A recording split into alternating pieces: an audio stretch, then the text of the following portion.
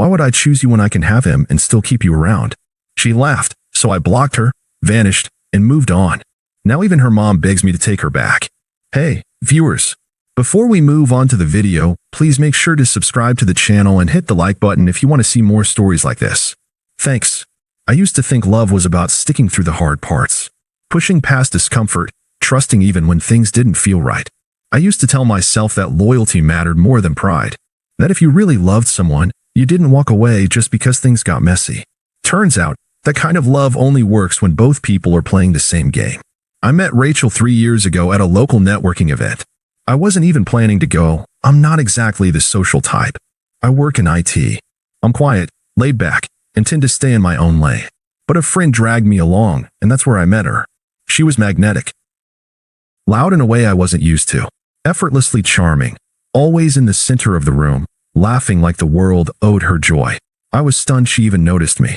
We started talking, and somehow it just clicked. She said I was refreshing. Said I listened better than most guys she knew. That I didn't try too hard, and that was attractive. We started dating a few weeks later, and before I knew it, I was all in. I helped her get her first marketing job. I proofread her resume, coached her through interviews. I paid most of the rent when she said she wanted to quit her retail job and really pursue something meaningful. For a year, I picked up the slack, bills, groceries, Uber rides, late-night food runs. I never minded. I believed in her. She had dreams. She wanted to start a social media consultancy. I even helped her build a basic website, bought her domain, set up the SEO, all of it. I genuinely thought we were building a life together. But over time, I started noticing a pattern. She was always tired when we were alone, always distracted. Phone face down on the table, constant giggles at texts she wouldn't explain. She'd go out with coworkers after work and wouldn't text me until 2 a.m. saying she was too drunk to drive home, so she was staying with a friend. It started happening almost weekly. Whenever I brought it up, she'd roll her eyes. I'm not doing anything wrong, Mike. You just don't trust me. You're smothering me. I need space to have my own life. I backed off. I figured maybe I was being insecure. Maybe I was too quiet for someone like her. Too stable. Too predictable, like her friends always joked. Her friends never liked me, not really. They'd smile and nod when I was around, but I could always feel the undercurrent. The way they praised other guys, flashier guys, louder ones with TikToks and leased BMWs and crypto talk, and side-eyed me when I said I was saving for a down payment on a house. Rachel never defended me. She just laughed along. There was one guy in particular, Ethan, who started popping up in stories more often. She said he was a coworker. Nothing like that, babe. She told me once when I asked why he kept tagging her in his stories. Ethan's just fun. Don't get all weird. Still, the late nights got more frequent. Her attention toward me dropped off a cliff. Our physical intimacy dried up completely. Her tone shifted from playful to irritated. Everything I said seemed to annoy her. And I still stayed. Because I loved her. Or at least, I loved who I thought she was. Looking back, I realize how much of myself I erased just to keep things calm. I let her friends disrespect me. I let her dismiss my concerns. I let the gut feeling in my stomach get buried under months of blind devotion. The moment everything cracked wide open was at a house party she invited me to. She said, Ethan's throwing something casual, just a chill night. Come if you want. That was her way of pretending she didn't care if I showed up. So I went, because some part of me needed to see what was happening for myself. It was loud, drunk, packed with people I didn't know, mostly 20-something marketing types, gym guys in chain necklaces, girls taking selfies in the bathroom mirror. I was awkwardly sipping a drink in the corner when I heard her voice, laughing, loud, in the kitchen. I couldn't help it. I moved closer. She didn't see me standing near the doorway. I was blocked by the angle of the fridge. She was talking to 2 girls I'd seen around before, one of them her friend Lexi, who really didn't like me. Rachel was leaning on the counter, red Solo cup in hand, hair falling over one eye as she said, and I swear to God I will never forget the words, Mike, please. Why would I choose him when I can have Ethan and still keep Mike around for security? Her friends burst out laughing. One of them said, girl, you're evil. And Rachel just grinned. I mean, he's basically my emotional support dog at this point. Loyal and low maintenance. I didn't move. I didn't say anything. I just stared at the floor for a few seconds, long enough for the nausea to hit me like a wave. Then I walked out. Quietly. No scene. No confrontation. I left her at that party, laughing, smug, surrounded by people who thought loyalty was something to mock. She came home drunk at 3 a.m., banging on the door. I let her in. She didn't even notice anything was off. Just mumbled something about crazy night, grabbed a bottle of water, and fell asleep with her makeup still on. The next morning, I asked her if she remembered anything she said. She blinked at me, confused. What are you even talking about? I told her what I heard. Word for word. She didn't deny it. She just shrugged. Okay, maybe I said some stuff. I was drunk. Jesus, Mike. You're seriously gonna act like this is some big deal. That's when I realized the person I loved didn't exist anymore. Or maybe she never did. I didn't yell. I didn't cry. I didn't argue. I just nodded, stood up, and said, "All right. I hear you." I think she expected me to beg, or argue, or at least storm out. But I just went silent. Not for minutes, for days. And when I finally acted, it wasn't loud. It was permanent. After that conversation, I didn't say much for the next 2 days. She kept acting like nothing happened. Went out for brunch with her friends. Posted Instagram stories of mimosas and sunglasses and someone's dog in a purse. When she was home, she was on her phone, texting nonstop, barely acknowledging me. I was a shadow in my own apartment. And the more I sat with it, the clearer it became. She really didn't care. I don't know what I was expecting. Maybe some kind of remorse. An apology. At the very least, some discomfort. But she was calm, comfortable, like she'd finally put me in my place, and now I could just stay there. She came home late again that Wednesday. I was sitting on the couch, scrolling through old emails, looking at my original apartment lease from before we moved in together.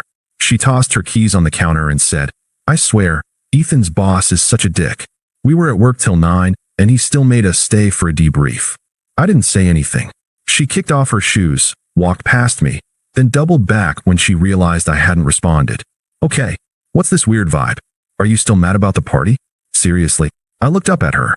Calm, flat, empty. "I'm not mad. I just finally heard you clearly." She rolled her eyes. "God, you're so sensitive. I already said I was drunk. I was just venting. You act like I cheated or something." I stood up, walked past her, and started quietly folding a few shirts into my backpack. Nothing dramatic. Just the basics. Clothes. Laptop. Chargers. Toothbrush. Her tone shifted fast. "What are you doing?" "Packing." "For what?" "For good." She laughed. Actually laughed. "You're being ridiculous. You're seriously walking away because I vented to my friends while drunk." I zipped the bag. "No. I'm walking away because you meant it. And I finally believe you." She started pacing, arms crossed, that defensive little smirk she used when she was trying to control the conversation. "Mike, grow up. Everyone says dumb stuff. You're not perfect either, okay? You've got no ambition, you're predictable, and you've never understood what I actually need." I slung the backpack over my shoulder. "Then this should be a relief." She scoffed. "Where are you even gonna go? What are you gonna do? You don't have friends.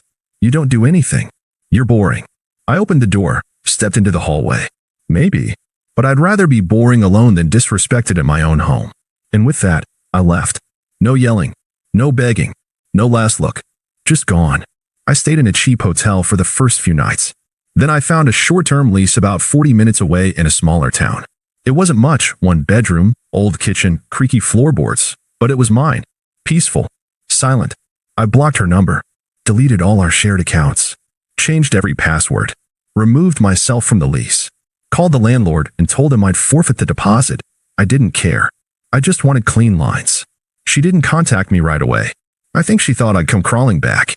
A week passed. Then 2. Then the text started. New number. "Mike, this is childish. We need to talk." Blocked. Then a different number. I didn't cheat. "You're making up stuff in your head. At least be an adult and talk to me." Blocked again. The messages kept coming, random bursts of sweetness, then guilt-tripping, then sarcasm. I never responded. Not once. Silence was the only thing I had left, and it felt more powerful than anything I could have said. I started going to the gym.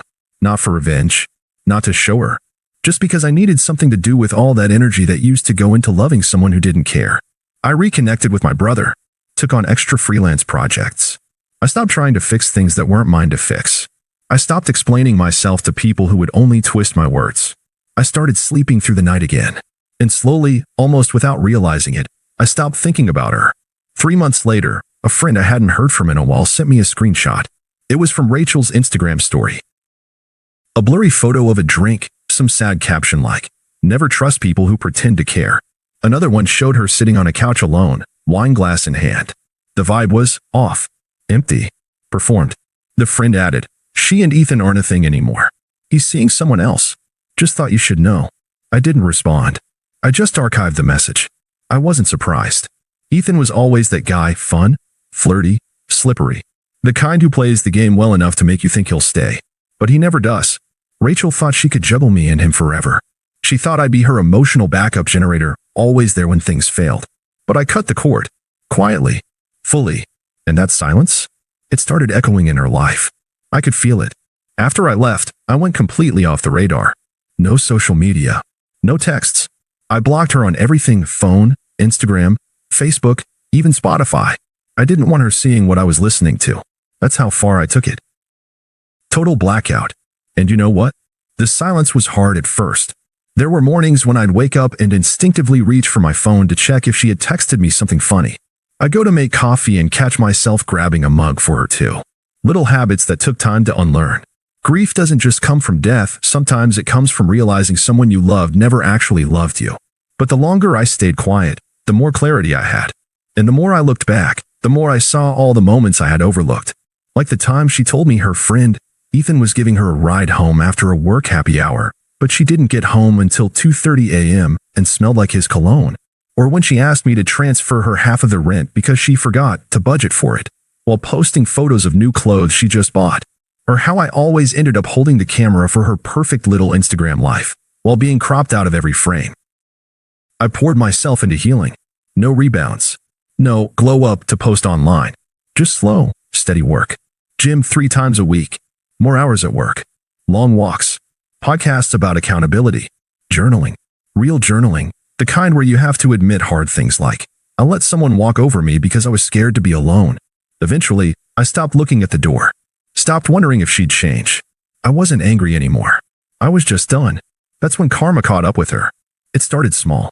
A few texts from mutual friends checking in. Not Rachel's crew. They'd gone quiet after I left, probably embarrassed or unsure what to say. But people who knew both of us, people who'd seen us at birthdays and barbecues. Casual acquaintances. "Hey, man. Weird question. Is everything okay with Rachel? She's been posting some kinda messy stuff lately." Then came the messages I didn't expect. "So, I don't know if you heard, but Ethan dumped her." Apparently, he was seeing 2 other girls the whole time. Her job situation's not great either. She got written up for something at work. They might be phasing her out. I didn't ask for details. I didn't need them. The picture painted itself. One day, I checked my email and saw an unfamiliar address. No name. Just a subject line.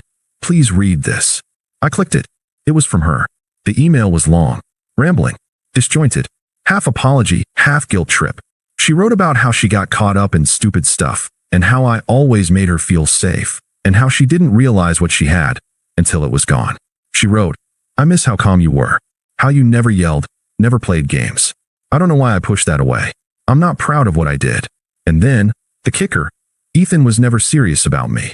I thought I was choosing excitement, but he treated me like an option. I was wrong. I see that now. Can we please talk? I didn't reply. The next day, another number started texting me. "Mike, I just want to talk. Just for closure. You don't even have to say anything. I just need to hear your voice." Blocked. 2 weeks later, another message. This time angrier. "So that's it? You just erase people from your life like they never existed? I made a mistake, and now you act like I'm dead to you." Still no response. Then came the voicemails. The first one was quiet. She sounded tired. Maybe crying. "I know I hurt you. I don't expect you to forgive me, but please don't hate me. I hate myself enough for both of us."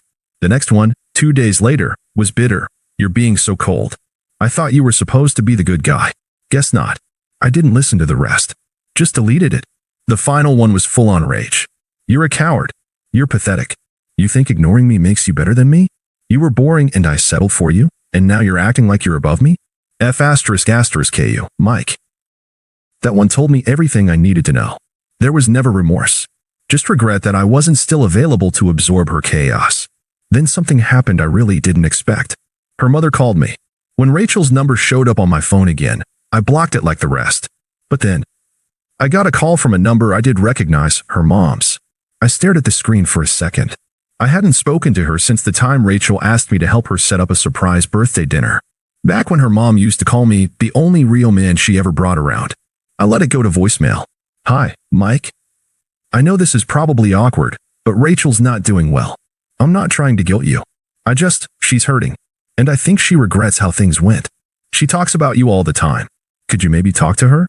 Even just once? I didn't call back. A few days later, her friend Lexi texted me. Lexi, the same girl who laughed when Rachel called me an emotional support dog. The same girl who once said I had accountant energy.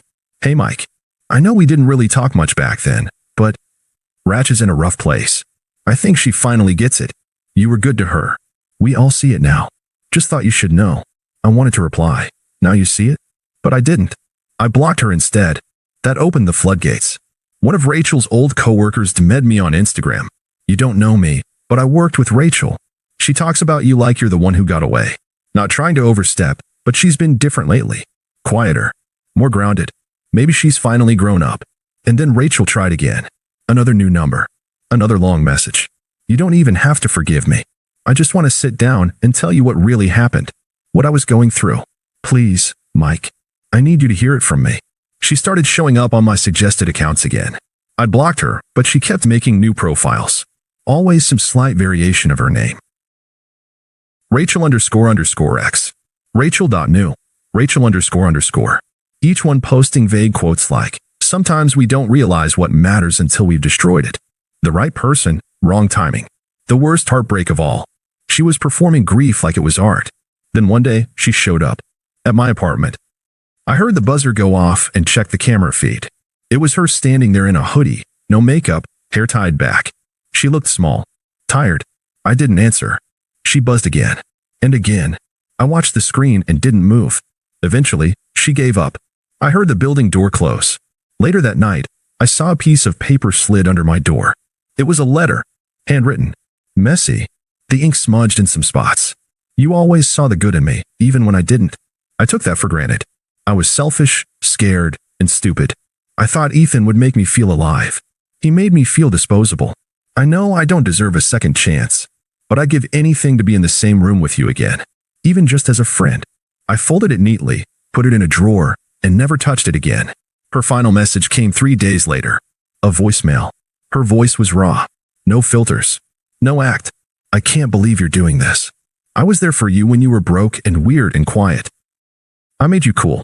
I introduced you to people. And now you act like you never knew me? You think you're better than me now? You were never better, Mike. You were just safe. Click. That was the last time I heard her voice. 1 year later, I ran into her. It was at a friend's engagement party. One of those weird mutuals who somehow stayed in both our lives.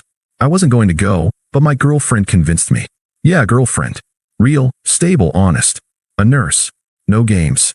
No ego. Just kindness. We walked into the venue, and it was like something out of a movie. Rachel was by the drinks table, sipping something red and sugary, looking around like she was searching for someone to notice her. She did a double take when she saw me.